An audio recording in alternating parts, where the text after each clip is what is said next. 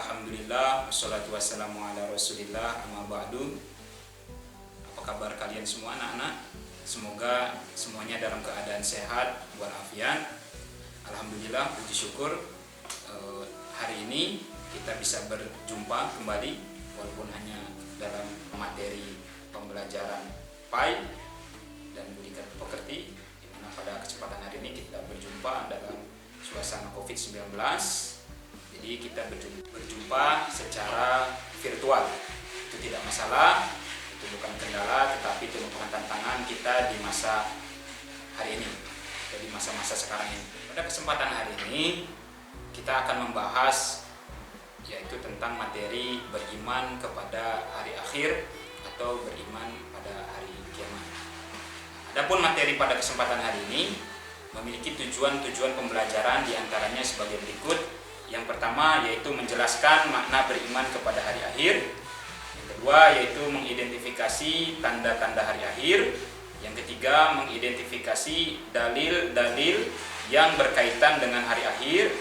Yang keempat menjelaskan dalil-dalilnya yang berkaitan dengan hari akhir. Yang seterusnya yaitu mengidentifikasi hikmah dan manfaat beriman kepada hari akhir. Itulah tadi beberapa tujuan pembelajaran kita pada kesempatan hari ini. Mudah-mudahan semua tujuan itu bisa kita capai di dalam proses pembelajaran kita pada kesempatan hari ini. Kita bahas materi tentang seputar iman kepada hari akhir. Iman kepada hari akhir atau iman kepada hari kiamat merupakan salah satu rukun iman di dalam agama Islam, yaitu rukun iman yang kelima, di mana rukun iman yang kelima ini merupakan salah satu materi yang harus dipelajari oleh seluruh umat muslim, di mana keimanan terhadap hari kiamat ini merupakan suatu yang harus kita pelajari dan mampu kita kuasai, karena merupakan salah satu pondasi dalam keimanan kita. Hari akhir itu atau hari kiamat yang berarti hari di mana dimusnahkannya atau dihancurkannya atau dimatikannya semua makhluk atau ciptaan, mana semua yang ada di muka bumi ini dan semua yang ada di alam semesta ini itu akan mengalami yang disebut dengan kemusnahan, kematian atau kehancuran. Karena yang tidak akan hancur, yang tidak akan mati, yang tidak akan pernah musnah itu hanyalah Allah Subhanahu wa taala. Maka daripada itu mari kita bahas tentang apa itu yang dimaksud dengan hari kiamat atau hari akhir. Di dalam Quran itu dijelaskan bahwasannya hari kiamat itu juga diistilahkan dengan beberapa istilah. Di antaranya dalam Quran surat Al-Fatihah ayat 4, hari akhir itu disebut juga dengan hari pembalasan atau hari kiamat, yaitu hari penegakan hukum Allah Subhanahu wa taala yang seadil-adilnya. Itu dalam Quran surat Al-Mumtahanah ayat 3. Secara istilah, hari kiamat merupakan hari musnahnya atau hancurnya alam semesta ini secara total, termasuk isinya dan juga berakhirnya kehidupan semua makhluk yang Allah ciptakan.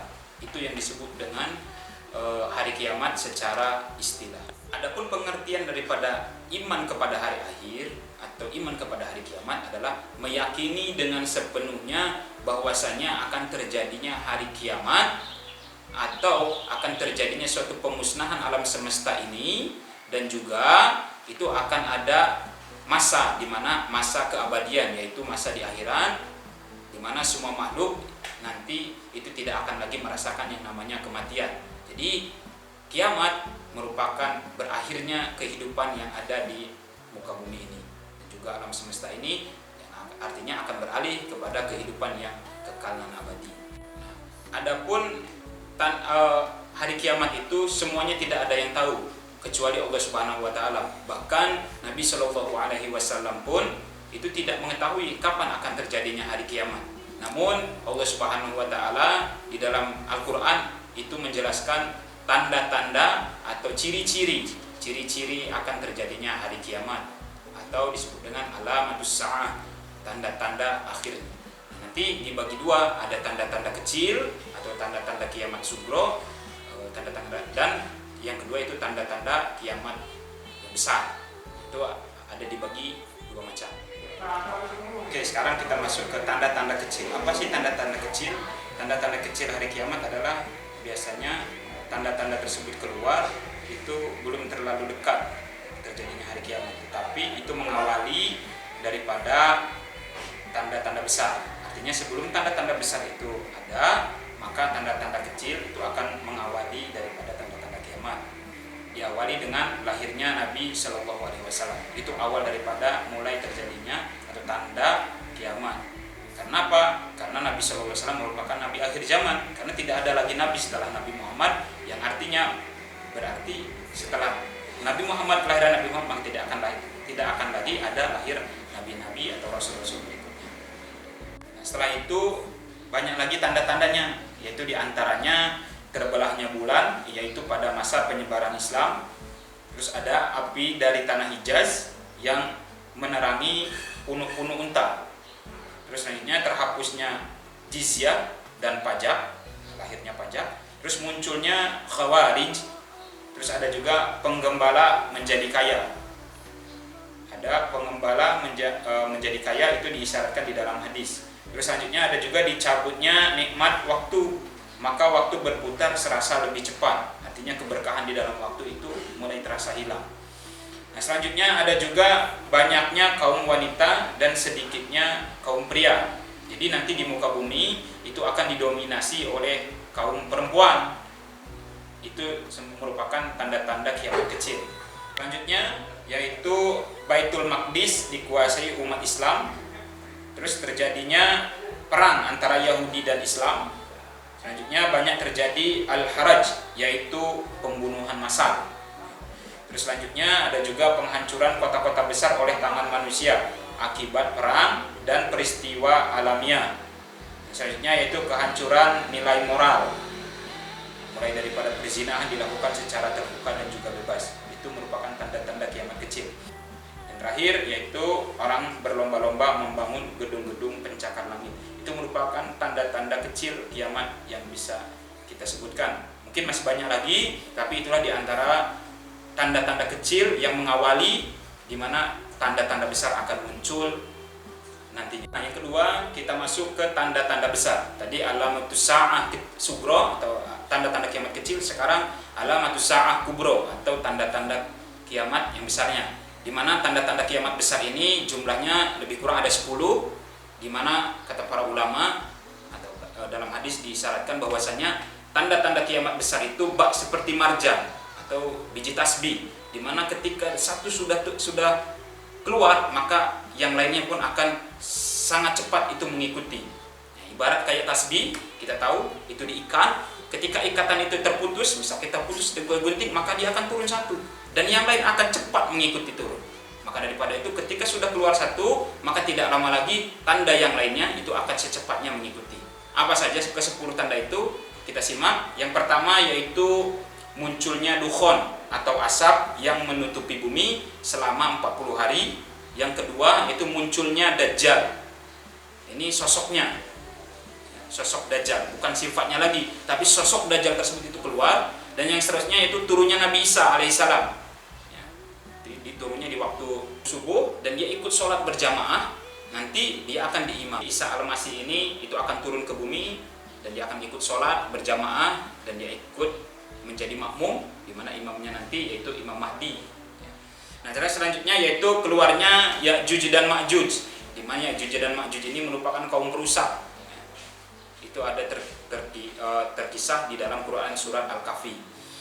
Nah, terus selanjutnya itu munculnya Dabatul Ard, yaitu binatang melata kecil yang dia akan keluar dari perut bumi dan dia akan menghampiri setiap umat manusia dan dia akan memberi tanda apakah dia orang kafir atau orang muslim. Bahkan ketika si binatang melata ini, binatang sudah keluar itu, kita akan bisa tahu ini penghuni neraka atau ini penghuni surga di tempat yang kita berkumpul. Misal kita lagi makan, nanti kita akan tahu oh ini bakal calon penghuni surga, ini bakal calon penghuni neraka, sampai sebegitu.